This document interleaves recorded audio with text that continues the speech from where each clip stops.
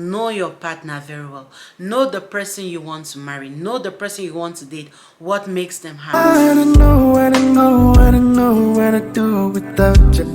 Yeah, yeah. Baby, would you give me your hand and let me watch when you smile?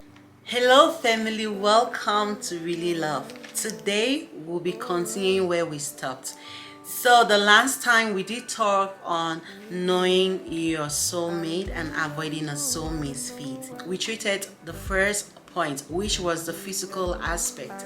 Today we'll be talking on the emotional compatibility. So this has to do with the extent to how people have similar temperament, similar attachments, styles, and even the need for affection. We tend to ignore all of this when deciding who to date or who to marry or who to better call as soulmate. We tend to ignore all of this, but this is very vital and very important points that we need to consider, and we need to actually examine them critically to know if these people actually are compatible to us. It also has to do with how people think, how people react to things, and how people behave. Like sometimes people tend to react differently to things or behave differently or reason differently. So all this combined are all triggered by our emotions. That's why we classify them under the emotional compatibility, because you get to behave sometimes how you're triggered with your emotions. Sometimes tend to be very angry or tend to be very calm and take the wrong decisions or make the wrong decisions because we let our emotions trigger us. So we really have to consider, like, is this person actually compatible? Are we compatible emotionally? Do we think alike? Do we behave similarly? Or do we see things in the same perspective? Or do we reason differently? So before you go about deciding like this is the person I want to spend the rest of my life with, you have to consider the emotional aspect. Why do we really have to consider all of this? It is because some people tend to behave differently when things happen. Some get irritated by things that others would take like normal things.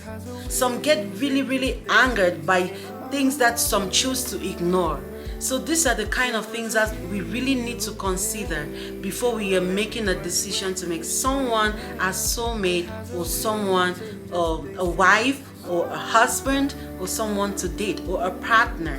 We really have to consider all of this, because what you might tend to take seriously is what I would choose to ignore, or what you might tend to give attention to is what I would feel like is something that doesn't really need attention or require much of my attention, or something that would trigger my anger, maybe something that you would take lightly and think I was not supposed to react to that, or I wasn't supposed to get angry at. So this is why we all have to consider every little tiny thing before we decide on who to date or on who to marry, because marriage is a long life something. It's not like something you just get in and out of it. No. It's the only school, like people always say, like it's the only school that you actually sign the certificates before you start going to school. So that is why you have to do your findings. You really have to take a lot of things into consideration before actually deciding who you want to spend the rest of your life with. Okay, so you can see my Christmas tree. It's the season. I just feel like, okay, let's do it beside the Christmas tree to give that Christmas spirit, a spirit of happiness and love. It's a time of giving.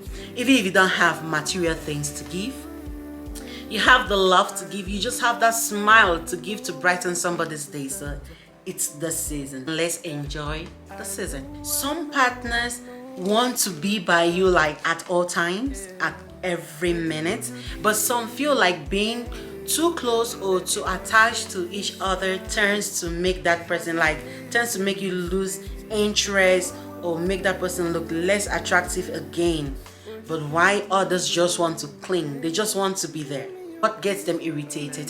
What actually makes them committed? Like, Let's consider all of this. Let's not just jump because you see somebody, it's like I said in the last video, attractive, they look all pretty, they look all put together, and you feel like, that's the one. No, there's a lot to it. That compatibility, you have to consider every aspect before you know this person is compatible. Are you that type that likes to cling? Like you just want to be by your partner always? You want to talk to them all day? Or are you that one that needs some space? Like at times you just want to be by yourself?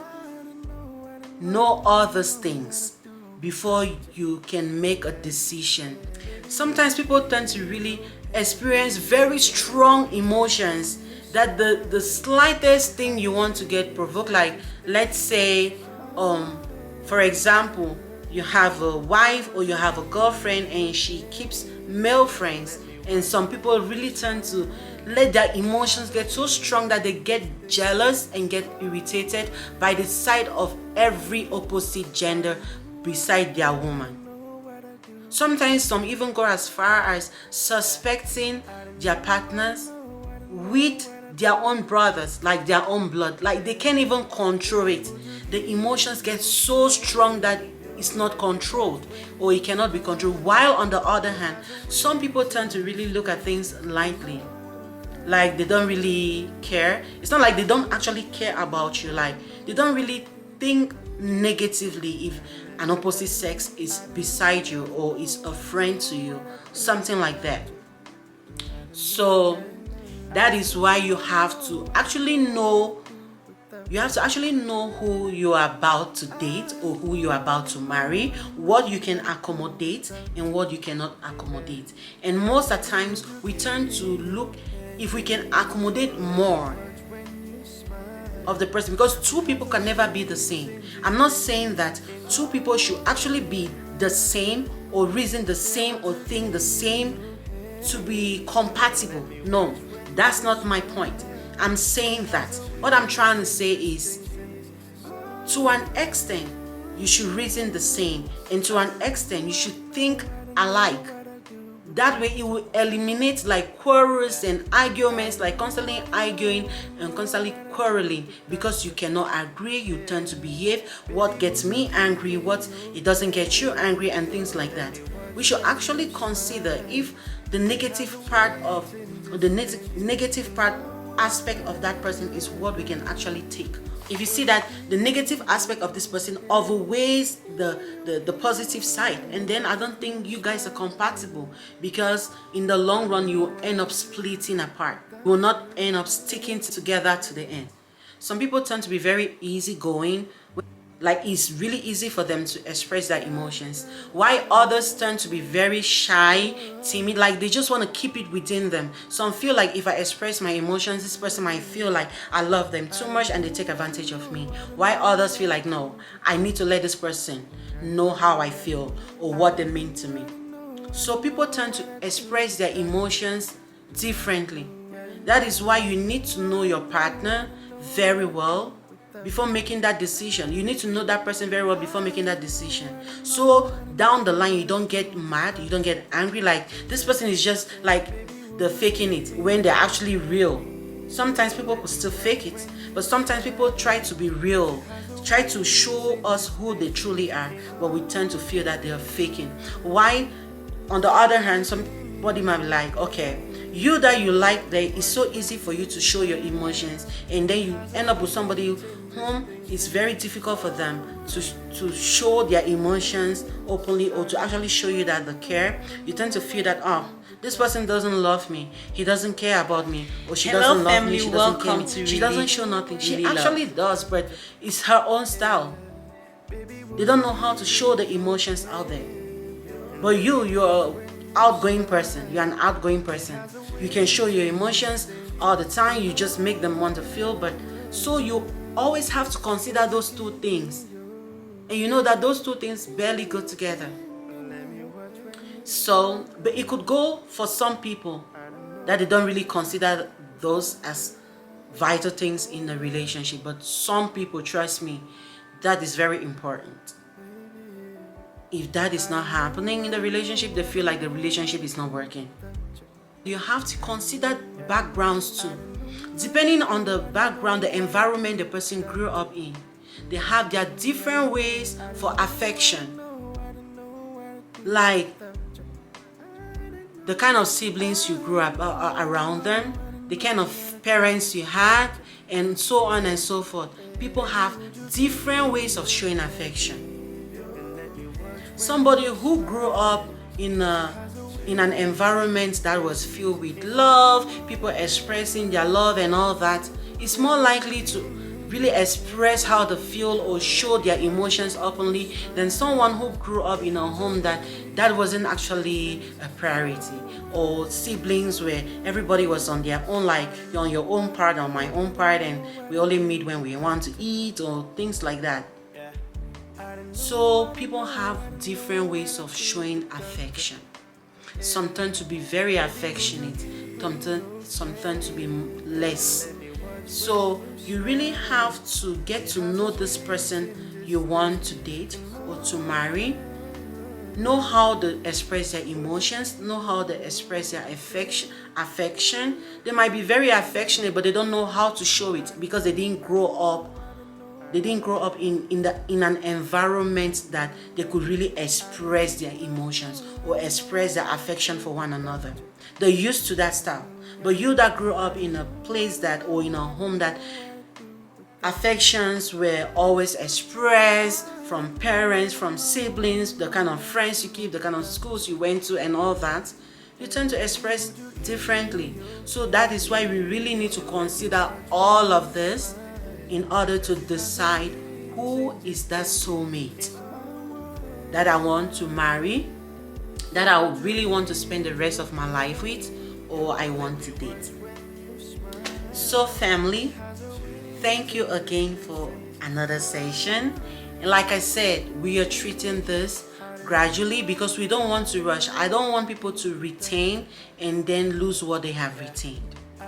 So that is why we are treating this step by step. We don't want to rush over it because it's something that is very vital, because a lot of marriages end up in shambles. A lot of relationships end up in tears because we never actually consider this from the beginning before making a decision. Really have to take this seriously. So once again, thank you so much for spending this time with Really Love, and please subscribe if you haven't. And do not forget to tell me, like, bring your own opinions, bring your own ideas. Let's share it together. Let's help one another. I don't know it all. Quick disclaimer is, this are just my own findings, my own research, from my own experiences and all that. So let's keep the comments respectful and educational. Please, no insults. I repeat, no insults. And please subscribe if you haven't. Share this with your friends, family, and social networks so they too can benefit from what we have to offer. Thank you so much, and I'll see you in the next video. Have a great day, and bye-bye.